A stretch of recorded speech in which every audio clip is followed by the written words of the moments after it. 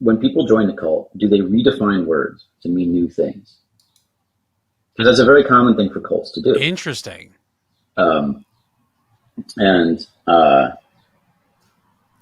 like to say that Urbit is only a cult in all the good ways and none of the bad ways, right? And so we as a rule, try not to redefine words. Basically, if something already has an existing meaning, we don't try to disturb that. We're not like, no, you're from the West now, you can't use that anymore. Instead, if there's a new concept, then we come up with a new word for the new concept. And then we have a scheme for how we come up with those. This is great. Yeah. Well, I feel like this is like a Venn diagram. I feel like there's a Venn. I'm just like sensing a Venn diagram, or it's like one of these triangles where it's like it's somehow gas keeping, girl bossing, and it's like you can have, in order to not gaslight, you must gatekeep because. sorry, it's a trilemma. It's a trilemma. It's a trilemma. Exactly. You can only avoid 2 of the 3. So this is good. I guess we're gonna. I don't know which one we're doing that. Because we're trying not to gatekeep. Not gatekeeping. We are girl bossing. And we're trying not to gaslight, which means we're girl bossing. We must. So famously. It's science. You can't argue with science.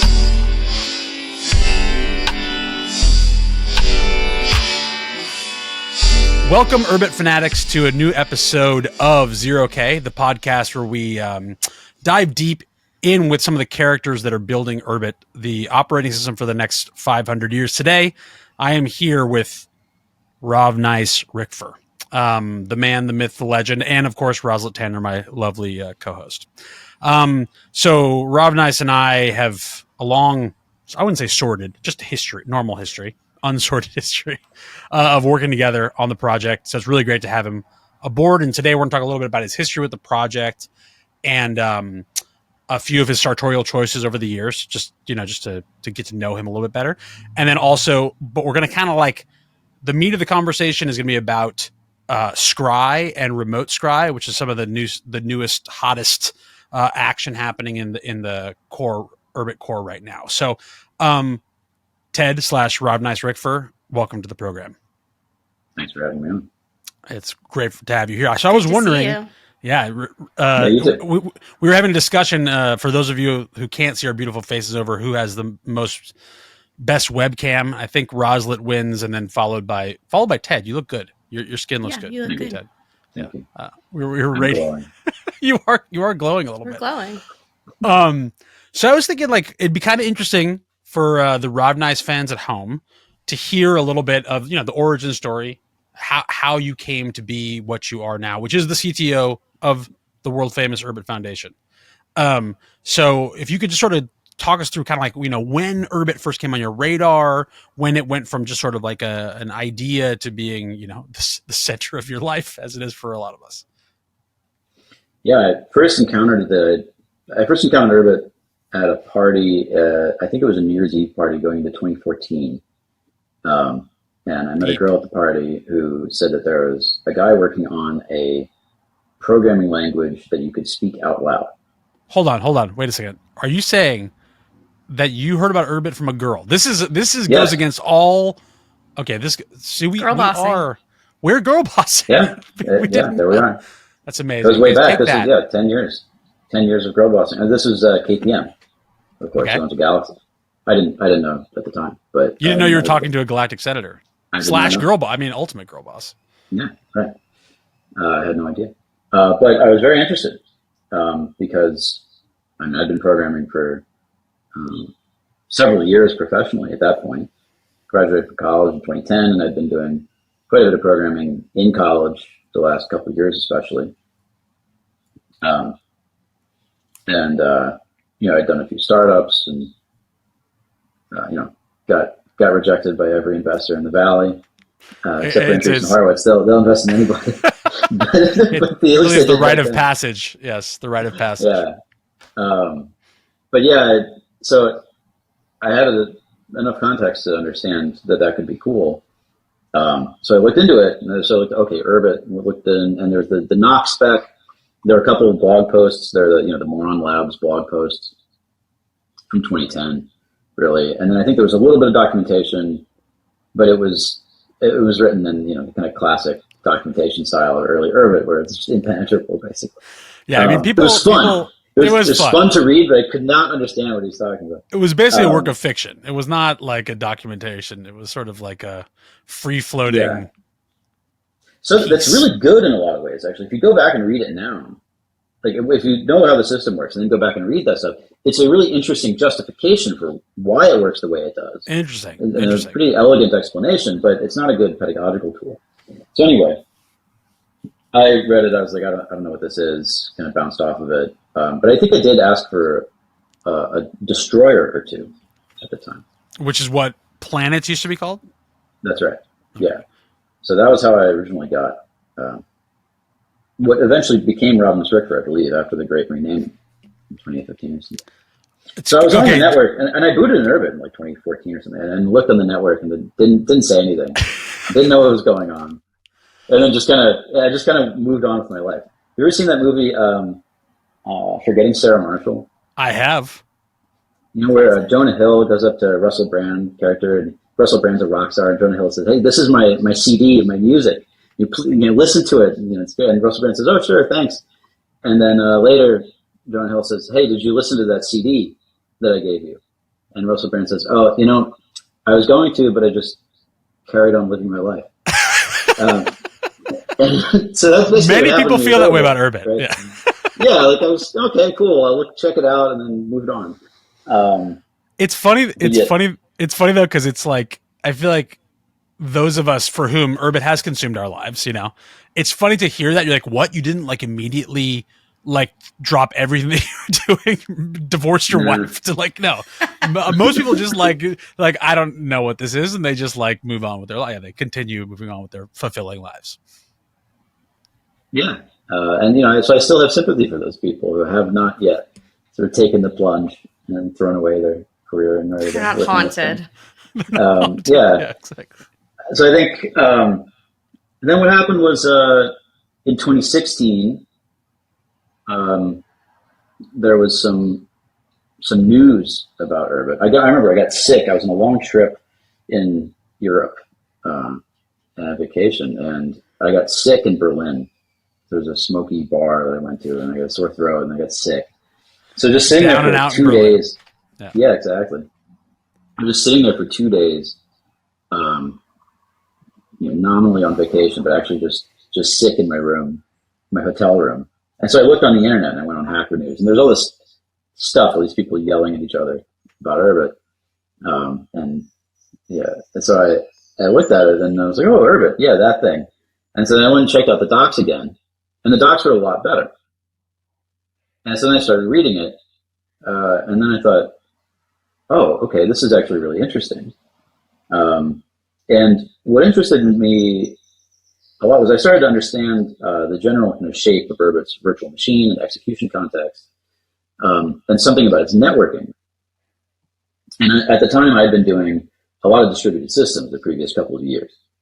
So I'd been working on these compression clusters, and where we'd take these. I worked at a biotech startup, and we did all these called 3Scan, and we had all these microscopes that would slice and scan tissue. Often brain. This is the brain scanning one.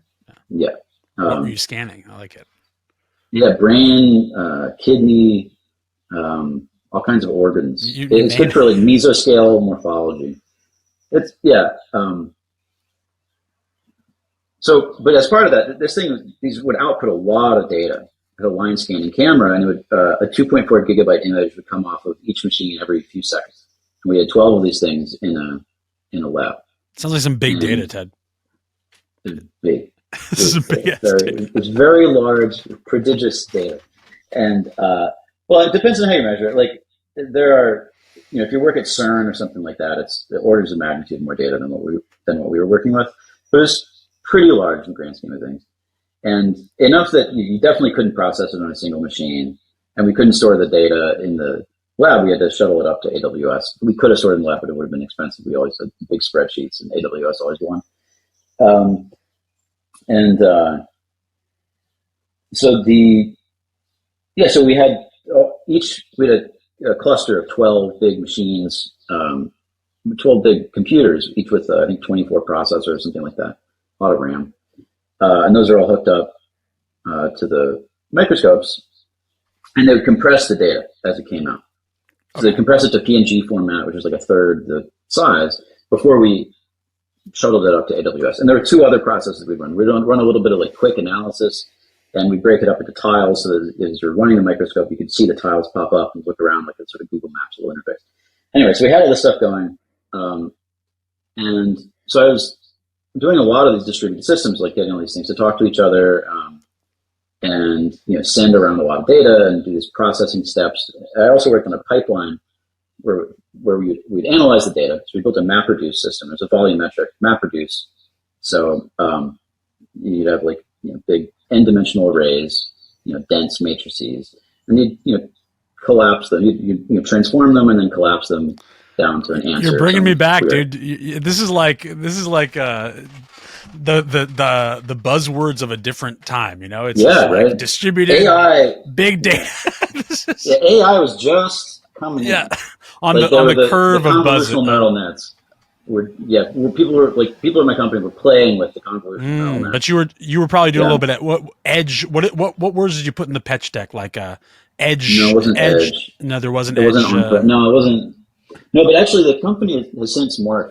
They merged with another startup, and now they're called Stratios, which sounds like a World War II bomber. I know.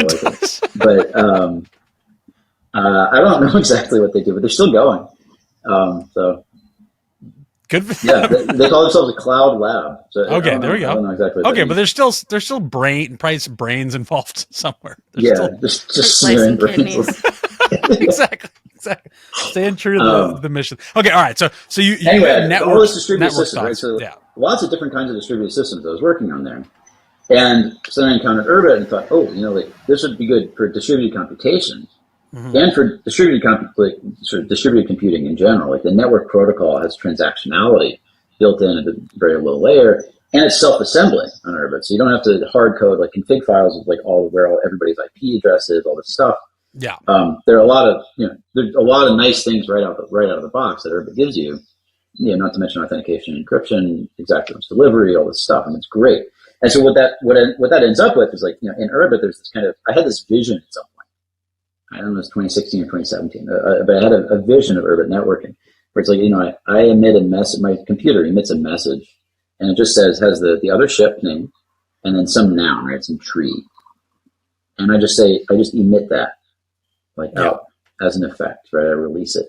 And the system just takes it there and takes it all the way across the network, and it breaks up into a million little pieces and puts it back together, and it verifies it and validates it and all this stuff, and then delivers it into the other application, and it just shows up as exactly what it was. Yeah. And I don't have to do anything. I don't have to retry this, right? I don't have to have like an exponential back off and retry. I don't have to remember like which HTTP headers I needed to set, or that is not how it works normally. That's how it should work, though. Like if you think about, it's like, well, isn't that how you get a piece of data across the network and get, as a programmer? Like, no, it's very much 100% not. Isn't that kind of like the content addressable networking model? Like, no. But do you remember that there was a Google talk that we all sent around back in the day? But I feel now we're getting to Scry. Okay. Now we're getting to Scry. To close off the previous point, I'll just say that the networking stuff got me into Urbit because I didn't have experience with operating systems really, or programming languages. So the other sort of pieces of Urbit, or decentralized stuff, I wasn't into that before Urbit either. And so what brought me in was at a much higher layer, like the networking architecture. And then I got more interested in all the other pieces there after getting into Urbit. But I learned about this stuff through Urbit. Primarily. Unlike, say, Maple Winrocks, who came in like with a lot of deep experience in Linux. Yeah. Right? I wasn't like that. But anyway, that got me into Urbit, and then within a year, by mid-2017, I took the plunge, and I've been working on Urbit ever since. But we did meet. Did you or did you not? I feel like there was like a meetup where you, me, Josh Lehman, probably a whole bunch of other people were at this meetup at the Talon offices, not Roslet. I don't think Roslet was still living her life of glamour before she was sucked into the Urbit vortex. It was. I remember hanging out with you out back with the fig tree. The fig tree, the mythical fig tree. Was that the mission spot? Yeah. Yeah. That looked Yeah, like it was in San Francisco. you'd get a disease if you went into it. It did not look like a reputable.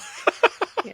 It was almost a basement. It Tetanus. wasn't quite a basement, but it felt like a basement. It was an above ground basement. Yeah. Spiritually a basement. Third floor basement. Yeah, I mean, it's just funny because I think about this like this is kind of like the Urbit butterfly effect, where it's like I think it actually goes back to the Hacker News article, because a whole bunch of people kind of from our era saw this sort of flurry of Hacker News articles where there'd be a Hacker News article and then a whole bunch of arguing in the comments about it. And I feel like we all saw the same articles and like ended up, so it's like, this just proves the power of posting. You don't know what's going to happen when you post. You know, you might get a Ted Blackman showing up at your door. If you're lucky. If you're lucky. Not what I get most of the time. Hopefully I call ahead of time. Okay, so the networking kind of what got you. It's funny because I mean I feel like I had a similar idea because I was working on farming robotics at the time, and I had a similar. I remember your post about that. That's a great essay. We should resurrect it. I have no idea where it is, but it's like similar idea where it's like I was just dealing with syncing a whole bunch of data and code across a whole bunch of different robots in kind of like I wouldn't say a poor networking environment, let's say, not a super robust network. So I think, I think that AIMS actually, or, Urbit networking in general is a big draw for a lot of people actually. So I think that's like not a super common story, but I was on the same thing, I think. So now why don't you walk through how Urbit networking works, how it's different than this thing that you're, the vision that you had. Just kind of introduce people to what we're talking about. Yeah, so the original Urbit networking protocol is called AIMS, and it still exists. We still use that for almost everything. And we just added a second one called Finet, named after Oronce Finet, the French cartographer and mathematician. If you want to pronounce it fine, that's fine. There's a so we just added that in the 413K release a month or two ago. Who's counting? And but that was the result of a couple of years of work from me and several other people. And the basic idea of it is to add reads to Urbit networking, because previously all you could do with Urbit networking was writes, WRITES. So in the sense that so with AIMS, the only thing you could really do was send a command. I can send you a command. It'd say, here's a data structure, and this data structure represents a request. I'm asking you to do something, and then you could either do the thing that I asked you to do, meaning perform whatever action I want to do. These are the ships communicating. So I'm anthropomorphizing them a little bit, but these are computer systems talking to each other, and so my ship sends your ship a message over the network, and your ship gets it and says, okay, I will perform this action. I will add you to this group. Right? You ask me to add, if I'm asking you to add me to your group, right? Then you can either do that, in which case you will do that, update your state, and then emit an acknowledgement back to me called an ACK. So you'll send me something back over the network saying, yep, I did it. Or you'll deny the request, say, yeah, I ain't doing it, and send me a negative acknowledgement, a NACK. And that's the basis of AIMS. So just to be clear, though, you still had to get. I'm just going to say it in a different way. I think it's like you still have to. You're still trying to receive data from your group host. Let's say, you're still getting some data, but you have to receive it not as a read, but essentially as a subscription. Is that correct? Yeah. So that's how you get data. Right. Okay. Yeah, and I elided a detail there, an important detail, which is that there is a subscription mechanism, and that subscription mechanism is built on the idea of a response. So the kernel is allowed to send responses to requests. So I can send you a request, you can ACK or NACK it, and then you can also send me 0, 1, or more response messages, which I will ACK. I don't get to NACK those because you don't get to care or know about whether I sort of process them transactionally or not. Yeah. all that you know is that the data was delivered. And that's so that is designed for data delivery. So those responses there. But the way that works is, from a networking perspective, like packet by packet, and in terms of the transactions that the ships are performing, that's exactly the same as the request, the command. Okay. So I lump it in. I say it's still just basically a command, because you send it to me, right? You send me this response, but then when I send you the app, you have to record that app. You have to persist it to disk. Yeah. So you have to do a fair amount of work. You're like guaranteeing that I get this data. Yeah. And so that means that if I understand correctly, when I ask you for some data, then I'm basically making you do work. Is that correct? Like I'm basically saying, hey, right. and that goes in your event log even or did, maybe it still does. It still does. So it's like, yeah. And so on Urbit, right, it's like that event log. I mean, now we have other ways around it, but that means that just to be sort of like on a gross analogy, it's like if every time your website got a visitor, your on disk sort of data grew, for example, right? So it's exactly terrible idea, right? That's exactly how it is. Yeah. So we're it's really bad. It's very bad performance characteristics. Yeah. Because a publisher of data tends to be a bottleneck in general, right? Like just sort of fundamentally, if I'm trying to distribute a piece of data to a lot of different other ships on the network, my ship has to do n operations, where each of you who's receiving it only has to do one. Yeah, roughly, right? So it's just at a very kind of intuitive level. Like the publisher has to do a lot more work than each subscriber, and so they can easily become the bottleneck in any number of ways. And they have become the bottleneck over and over again in Urbit. And so for us, at least it's a decentralized system. And so like you run your own chat, I run my chat. You're the bottleneck for your chat, and I'm the bottleneck for mine. And we don't have to build a $1 billion data center. To run Facebook, right? Okay, that's an interesting point. At least the load is distributed. Yeah. So in theory, right? That load is distributed across. What's the maximum amount of people that are going to join one of my groups? Like it's like a tiny fraction of the people that are ever going to visit Facebook in a day, right? So it's like that's maybe saved us a little bit, right? But that's not going to last forever, hopefully. Yeah, and then what happens if something gets popular, right? So you have Urbit community, there's 10,000 people in it, something like that, right? Yeah. 15,000. So that's a pretty big thing. Like I don't know if like the Signal app can handle that. I think Telegram had to build specific stuff to build channels that are that big. Really? I think so. I could be wrong. Maybe their stuff is just fast and it works anyway. But for us to get up to that scale, we've had to do some stuff. And in order for us to get up to 100,000, 1 million, we'll need to do more.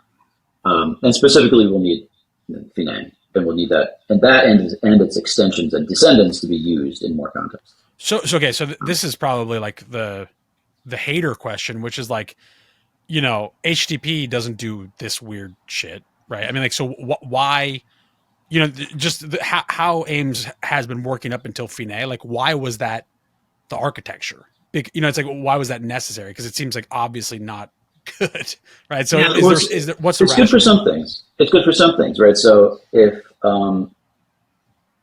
what you get out of that is a very high level of guarantee.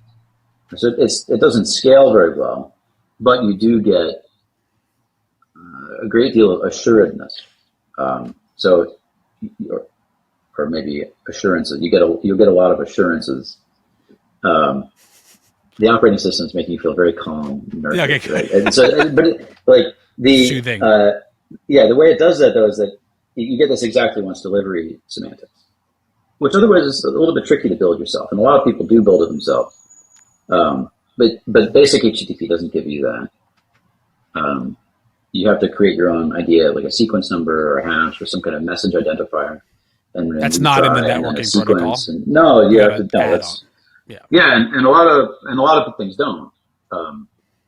And so you can end up with idempotence problems where something is not idempotent, which means if you click it twice, it'll happen. It happens to all guys. Yeah. Eventually.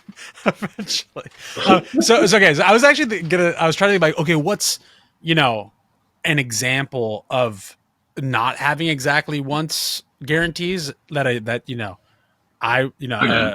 boomer brain would have. And I was like, is it when you have like one of those websites that's like, don't click twice because don't click it again. Okay, that's like yeah. That's a great example of an idempotence failure.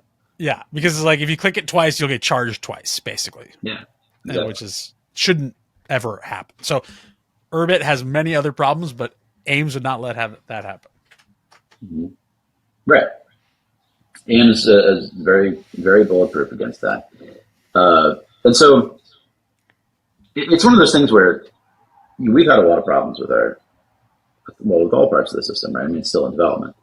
But we do have a lot of these guarantees, and it's kind of fun to think about just how many more problems we would have had without them.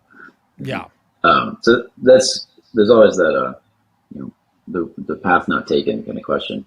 But yeah, you don't want this for everything, right? If I just want to ask you, like, hey, can you send me your blog post about industrial robotics, right, and self-sovereignty, industrial robotics or farm robotics, right? If I just want to ask you for that blog post, you don't really care whether I've gotten it or not, whether I've gotten all that full sequence of blog posts in a row, right? So a lot of these guarantees they don't really help with that kind of application. If I just want to fetch data from you, they're not useful, right? But what is useful is another feature of Urbit, which is the Scry namespace. And because then basically every time I fetch data from you, I'm fetching data from a permalink. And then because it's a permalink and the whole system, including all the relays in between you and me and all these runtimes with caches and stuff, know that that's a permalink, everything in between you and me on the network, from your ship and its cache to a relay ship to my browser, can all cache this data. And it can cache it trivially and easily because you never have to invalidate the cache. Because everything knows it's a permalink, it knows that it's always valid forever.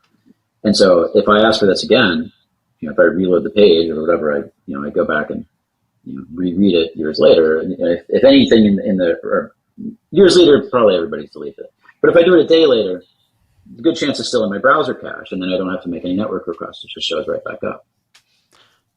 So Scry, just to be a little bit of a definition here. So Scry is the closest thing that we have like to a read. It is a read. A read. So, I mean, we're talking, our initial discussion about the gatekeeping, gas. It's a kind of read. Trade-off. No, there's a reason it's called that. Yeah. Yeah. So it's not just any kind of read. Is. Yeah. Yeah. Okay. So to Scry, I actually have the definition up. You just keep it open. It's part of my daily affirmation. So to Scry means to use divination to discover hidden knowledge or future events, especially by means of a crystal ball. Mm. So the hidden knowledge is really the key here. And so the reason it's called that, out of anything that it could be called, has to do with how it shows up in Nock, specifically virtual Nock.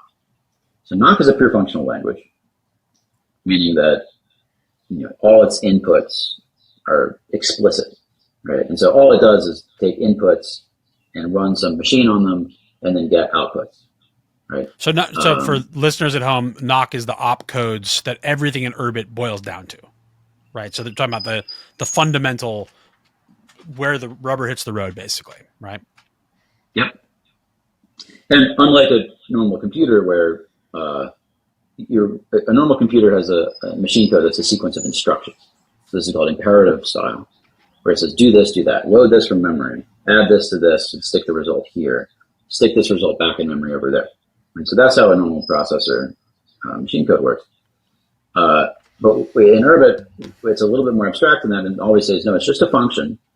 And so there's some data as the input, and then you just run Nock on that, and that produces new data, and that new data is the output.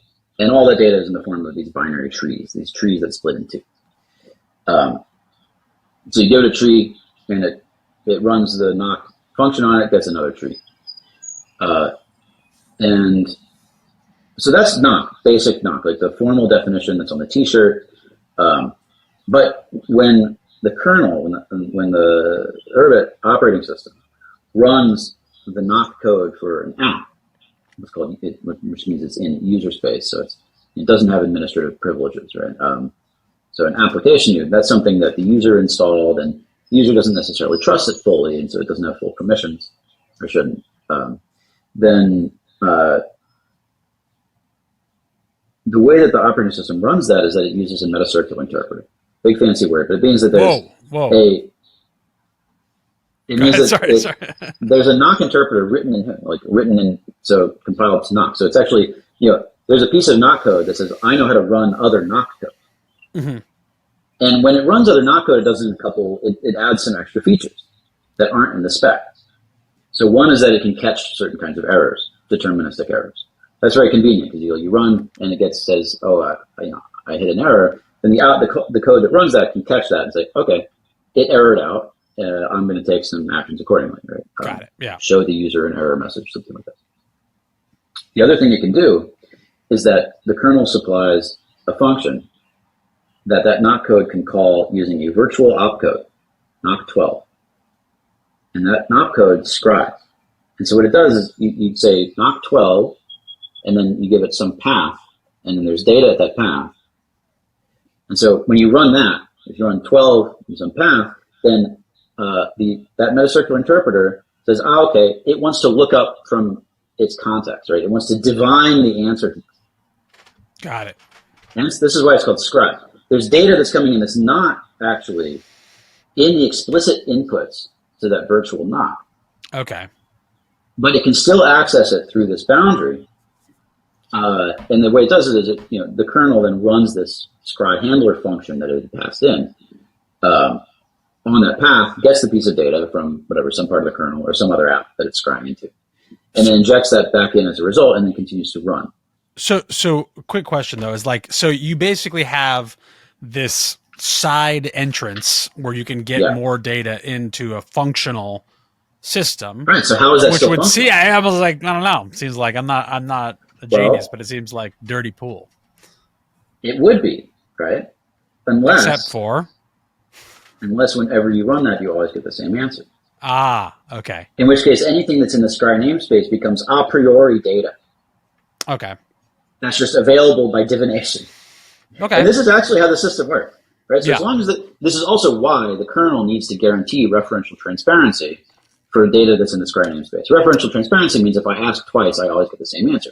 This is fundamentally why it has to do that, is because that otherwise virtual knock is not a pure functional language. That's really interesting. Okay, so if I have a function in the middle of which it's call google.com, it's that's not a pure function because what's at google.com can change every day. The doodle changes every day, Ted. Right. But if you have to look up the data off of the Ethereum blockchain at a particular block. Precisely. Yeah. And that can be functional. It's okay, you may not be able to run it. If you can't grab that data, you may not be able to run it. But there are lots of reasons you may not be able to run some particular knock computation. Maybe it asks you to do some computation that would involve 10 terabytes of RAM. You don't have that available at the moment. So it's always legitimate for the interpreter to throw up its hand and say, I don't know how to do that. Yeah. Also, there's no guarantee that the stuff exists at that path, right? I mean, it could just be also true. It's not there. Right. Which means in practice, when you do this, you need to be careful about, when you run that opcode, you better, it's actually, for the application programmers out there, only use the knock12 opcode through the .ket rune if you know that the data is actually there. And unfortunately, this kind of impedes a lot of use cases for that. So you should really only do it when you really know the data is already there. Yeah. And because otherwise it'll just block forever, right? Right. Okay. Yeah. So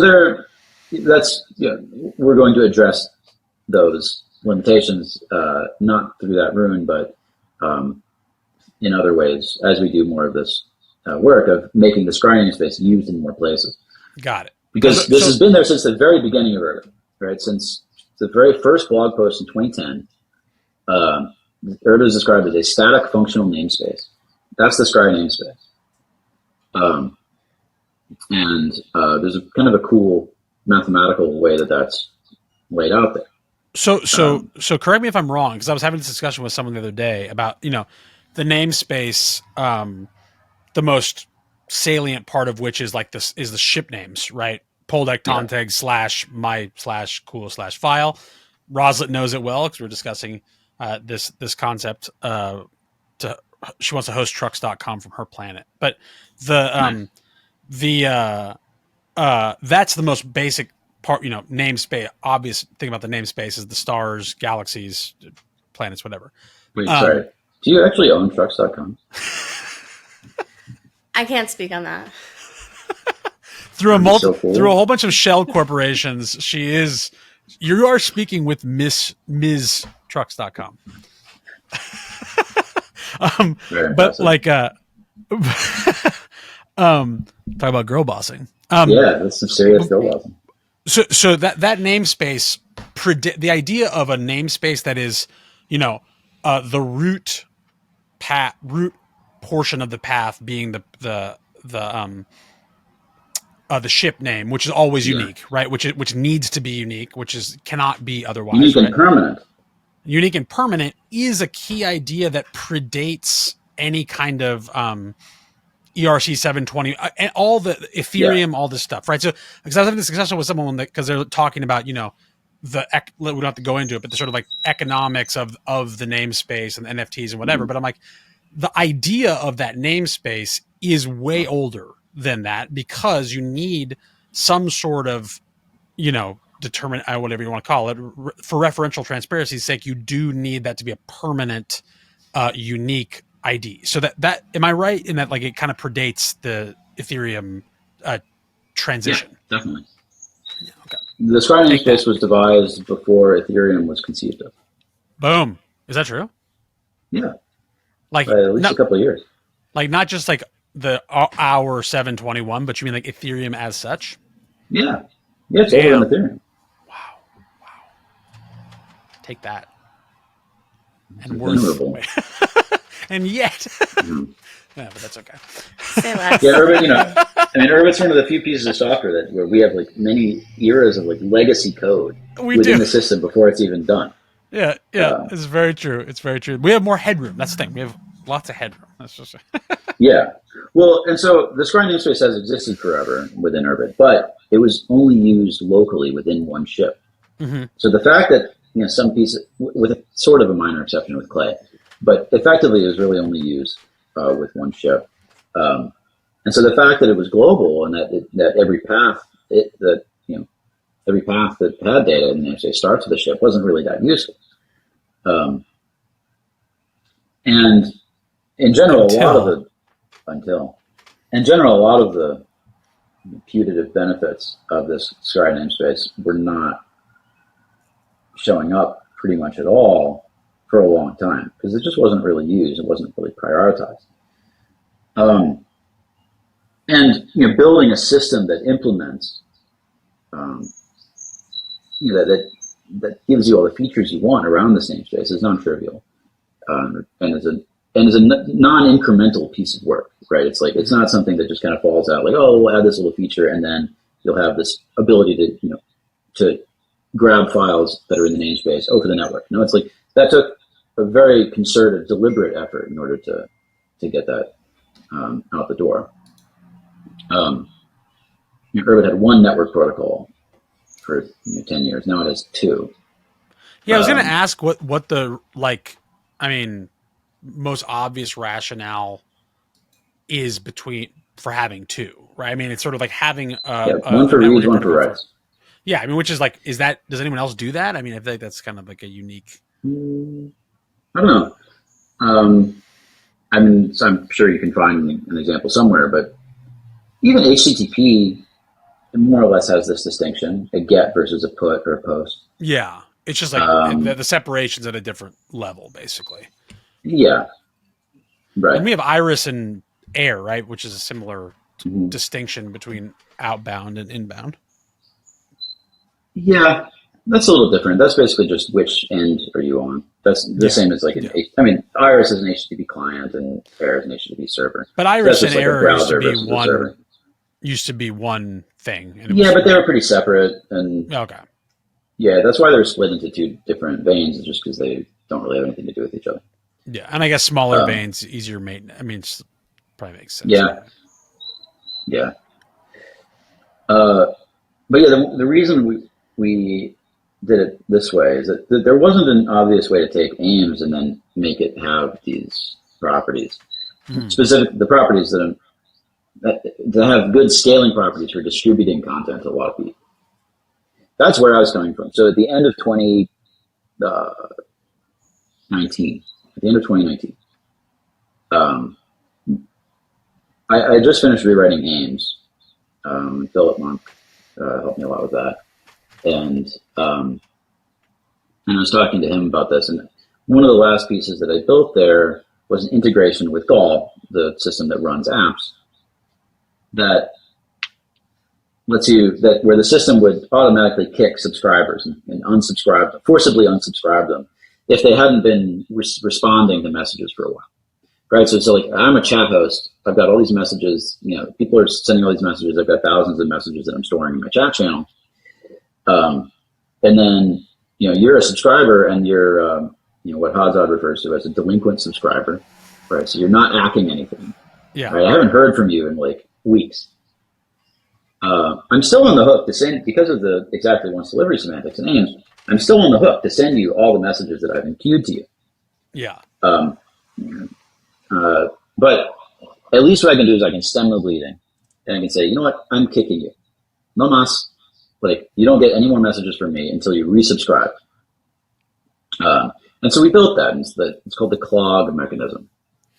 Wait, clog or clog? Clog, like a pipe getting clogged. Has clog? Because that's what it is. Clog is a good. It's a good name. I don't think so. It's not a real word. So it's good. Well, I mean, come on. Words. What? I mean, expand your mind. They're all fake. But I was going to say, it's interesting that like you have that characteristic, or you had in Urbit, where it's like you'd be haunted by all your old subscribers. So it's like you basically be like bogged down by anybody that had ever subscribed to your channel, whatever. And so it's sort of like you still are to some extent. Actually, you still are to some extent, but it's a lot better than it was, right? Because it seemed like you'd basically have to remake a chat or remake a group because it was actually just bogged down over time. That problem won't really be solved until we're using some sort of Scry-based protocol for distributing chat messages another day. Okay. Until then, my publishership will actually have to ping everybody. Say, hey, did you get it? Hey, did you get it? So when it clogs, what does it do then? It doesn't. So the clog mechanism is, like Ames says, hey, I've been trying to send this guy something, a piece of data for 30 seconds, and he hasn't responded. So Ames notifies Gall, says, hey, like, you're trying to send this person some data, but they're not there. So then when Gall hears that, if the data in question is where it's publishing data that's in a subscription, it cancels the subscription on that subscriber. It says, hey, I kick you. And so then it's not on the hook to send any more. Okay. So it still has to send those 5 messages or whatever. I think that's the limit. But it doesn't have to send any more than that. So that reduces the amount of memory that gets used on the publisher, right? That's one way the publisher can become a bottleneck, is that it has to store all this memory of all the stuff. It has to remember all the stuff that it's supposed to send. It has to hold on to that in RAM. And that uses up your RAM. Then uses up, and then your ship stops working. And we had a lot of problems with it. And even with the system, with the clog system, we still had a lot of problems with it. And the other thing is that it's slow, right? Every time anybody acknowledges that they got the chat message, I have to do a disk write as the publisher. And it's just, I like to say it's a problem of the stop hitting yourself variety, right? Like when you're kids and you say, stop hitting yourself. Yeah, most performance problems in Urbit, despite not being pretty slow, almost all the performance problems we have are stop hitting yourself. So Finet though would do an end run around this problem, right? Because there would be no long-standing relationship between. I mean, there would be not that like sort of which means I don't have to synchronize as a publisher. I don't care whether you've got the data or not. Yeah. You can ask it for me. You can ask me for the data, ask again, whatever. I can forget it. You can ask again. No problem. So I'm not on the hook for basically anything. It's more alpha. It's just like, dude, it's just get it if you want. Otherwise, fuck off. Yeah, it's good. It's like it's a good green line analysis. Yeah, you got to drink. Big distributor energy. Exactly. And so it's, and it removes that element of publishers being a bottleneck, because it's just, you're saying, well, why would you do this? You called it weird shit. It's a term of art. But it's actually not weird. There's nothing weird about it. It's like I name a piece of data. You can grab that data from a path, and then I just say I'm not going to change the data. That's it, right? Like it's not rocket science at some level. It's just like, I stuck data here. You can grab it, and because I'm a polite and respectful individual, I don't change that data out from under you. It's like now you got something different. Ha ha, right? Like your referential transparency in programming is this kind of like highfalutin, functional programming concept. But in math, it's just like being sane, right? We live in a society.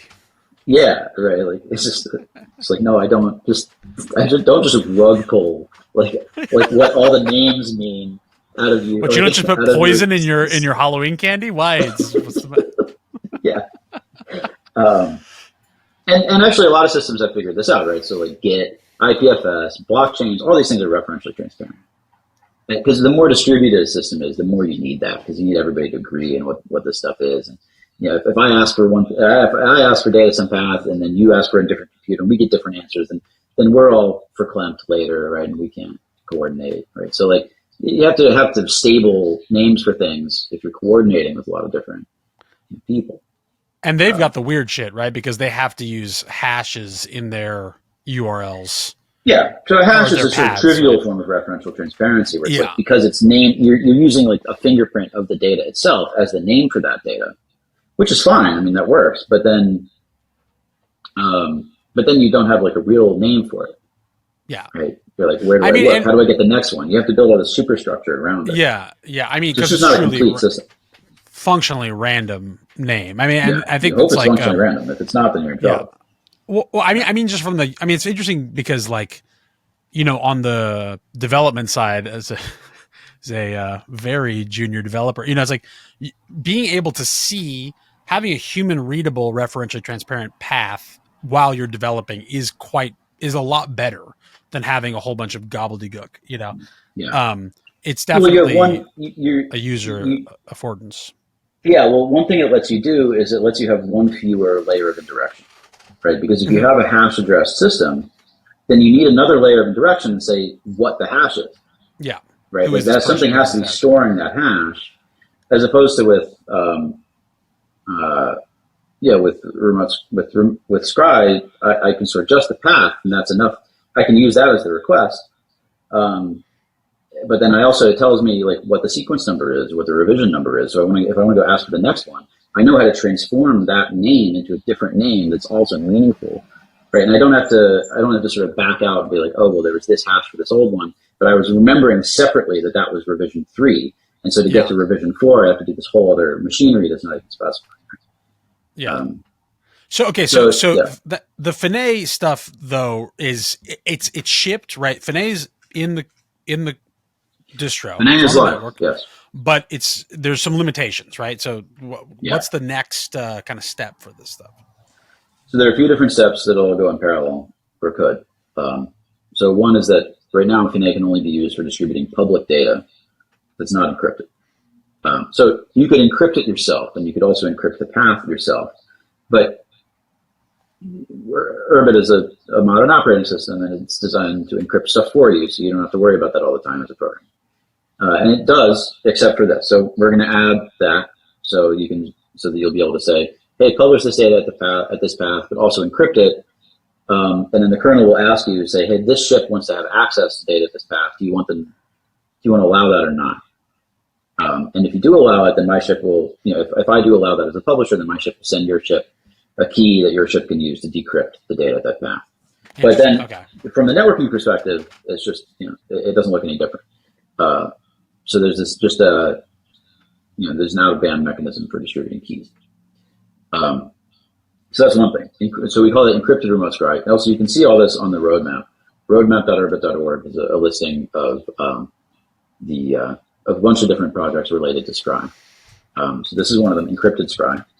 Another is what we call Pine, which is, or Josh was joking calling it Pinet. Pinet. Like Pinet. Jokes write themselves. I can't. But so anyway, Pine is the idea is a request at latest, right? So instead of a referentially transparent request, there are times when I just want to ask you, like, hey, what do you got? What's your latest profile? Can I just grab your profile, whatever that happens to be? And I don't care about the previous revisions of it. I don't care which version it is. I'm not going to synchronize anything off it. I just want to know what you have right now, right? It's a very kind of basic question to be able to ask, and so there's no way to ask that in a referentially transparent manner. Not really. You can give a referentially transparent response to it, though, right? So I can say, hey, what's your latest? Can you just send me your latest version of that post that you wrote, right? And you can say, yeah, here it is. It's version 6. Here's version and 6. Then you do. Then so you can send me the same referentially transparent response as if and you just kind of complete the question form. So I ask you this incomplete question, and you say, yeah, you asked it latest is 6, and so if I, you could have asked me for this referentially transparent question, and here's the answer to the referentially transparent question. Got it. So that's called Pine. So we have to have some mechanism for that. And that'll enable a lot of other use cases for things that. So right now, a lot of the machinery involved in distributing applications and sort of app store like machinery, it's like more of the user side software distribution machinery. A lot of that really shouldn't exist. It should just be a kernel feature. Maybe not all of it, but a lot of it. So things like me asking you, like, hey, which apps are you currently publishing? Right? Like, I should just be able to ask you that. Like, your Clay knows that, actually. Like, the part of your, the file system part of your kernel knows the answer to that. I should just be able to ask it, and it should send me back a response. Just expose that path or something, and people could just look at the path. Yeah. Yeah, exactly. So, and then we don't need a separate app. It's got state and this, asynchronous and all this stuff. Right. So could that or would that coulda, woulda, shoulda, should that be a generic redirect? You know what I mean? Because you can imagine that's a good question. Or because it's basically a redirect, right? You're basically saying, yeah, we've a few competing specs for it at the moment. Oh wow, yeah, controversy, heated debate in the gather.town. It's war. It's but actually there is an Urbit improvement proposal. That's a new system, UIPs. UIP. Everyone should. UIPs. Yeah, or whips. I heard whips. That's clearly better than like whip. Why? Yeah, I like whip. So there's a whip for this. Sorry, there's something slightly different, but for Scry over HTTP, because what we've been talking about is remote Scry protocol. That's between two ships, so that's a UDP-based protocol. That's two servers talking to each other, two Urbit servers. But we have plenty of HTTP clients. It'd be great if they could make HTTP GET requests for Scry data, and then get a cacheable response based on that, right? I mean, again, it's not weird, right? It's normal. Everything we do is normal. You need to know this. Feels weird. maybe the rest of the world is weird. That's sometimes. I mean, if it's different from what we're doing, then think about that. Exactly. So okay, now who's championing this whip? I gotta get on the gather.town and start politicking. Luke Champagne. Luke. Okay, I thought this sounded familiar. Okay, yeah. This is Water Parter. Water Parter. Yeah. I was telling Roslet before my aversion to the gather.town politicking. It's like something about, I don't know what it is, but I feel like the gather.town is where all the action is happening. So I'm actually just kind of like, get with it. I am. I'm just, but I'm aging out. This is like It's very, very needlessly divisive, I think. Gather.town. If I never hear the phrase gather.town ever again. It's gather.town, actually. Okay. But Ted is up in the gather.town though, holding court, just schooling the youths. Yeah. So I should spend even more time there, really. I have to say, I would say, Mopful Winrocks has done a great job of schooling the youths. He might be the king of gather.town. He has Master Botek as well. Master Botek. I mean, Mopful Winrocks has that gather.town energy, like he's like trying to avoid other things by being in the gather.town. That's how most of Urbit was built, Not That's like true. anything like well, serious, okay, like work. It's not true about Master Botek, but it's true that it's not true that he's trying to avoid things. But it's true that most work done on Urbit was us people trying to avoid their day job and do something that's actually interesting. Exactly. Yeah. That's how I got into it, dude. It's just like time theft. Honestly, the person who like started to make a slightly compelling argument for it was Wickdove. I mean, his For Gathertown. yeah. Yeah. Really? Mhm. He's a believer. Yeah, He's a believer. Yeah. he led that Mhm. charge in, what was it, December? Mhm. Or maybe even earlier last year. I don't Yeah. know. But it's been a while. Yeah. Yeah.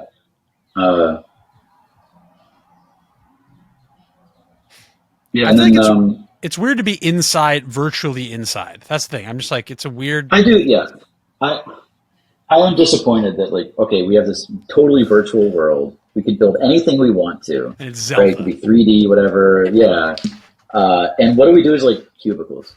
Right? That's Cubicles, a side virtual kitchen, I feel like no Nietzsche. bathroom. Yeah.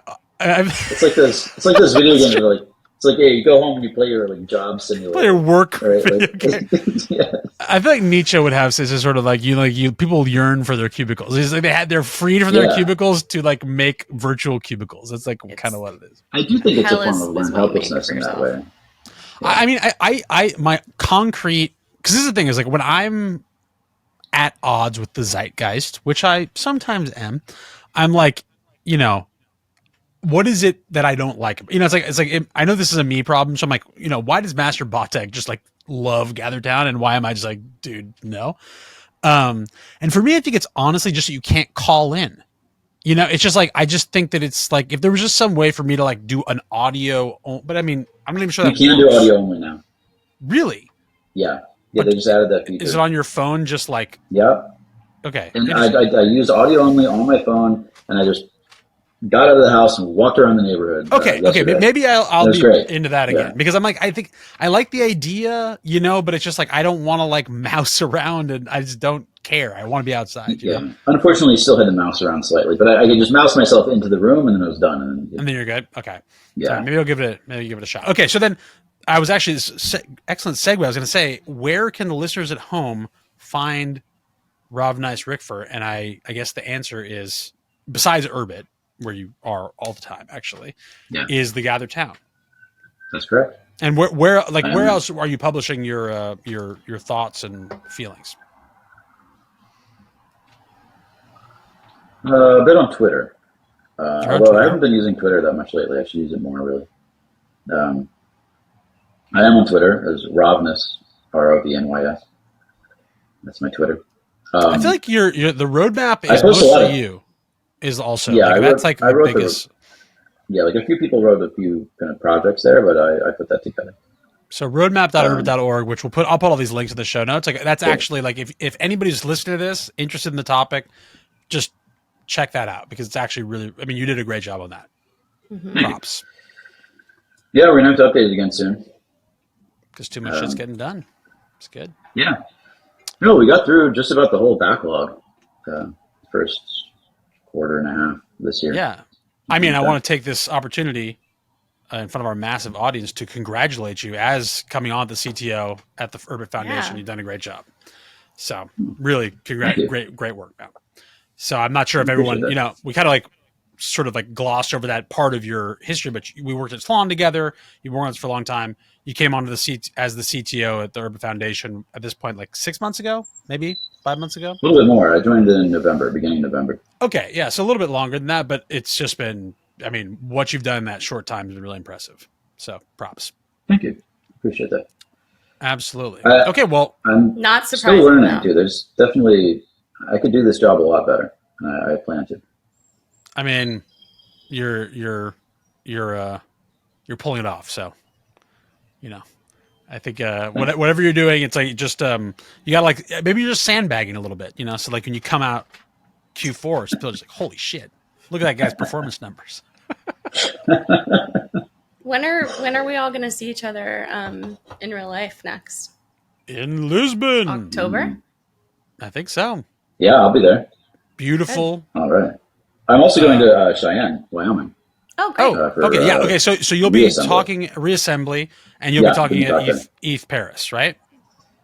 I'm giving a talk at Autonomous Ecologies right before ETH Paris, but it's in Paris. Something in Paris.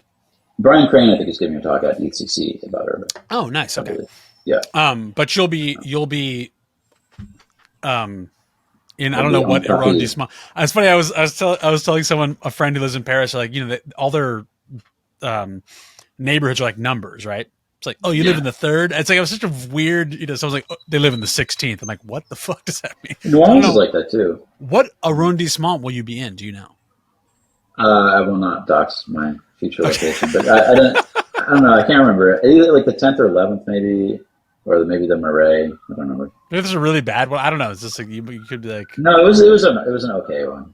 okay, And it's like close to the Seine. it should be like they should just change the numbering so it's a ranking and it changes. Do you know what I mean? I'm in the 50th arrondissement. It's like, holy They shit. should do that with the street numbers in New York. Exactly. That's great. It's great. That's not referentially transparent. You want an example of Right. the opposite. There we go. Yeah, I guess actually come to think of it, yeah, like street addresses are pretty darn close to referentially transparent.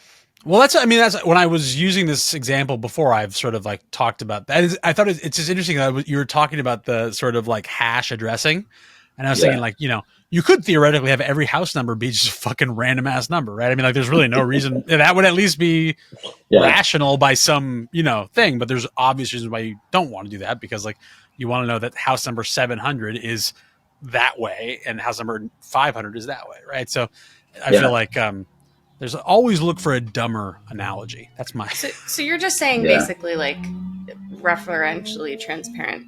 It is the thing that it says it is. Yeah, and it doesn't change. It doesn't refer to one thing one day and a different thing another day. Proof and advertising. We got That's what we're all about. Can you hear that?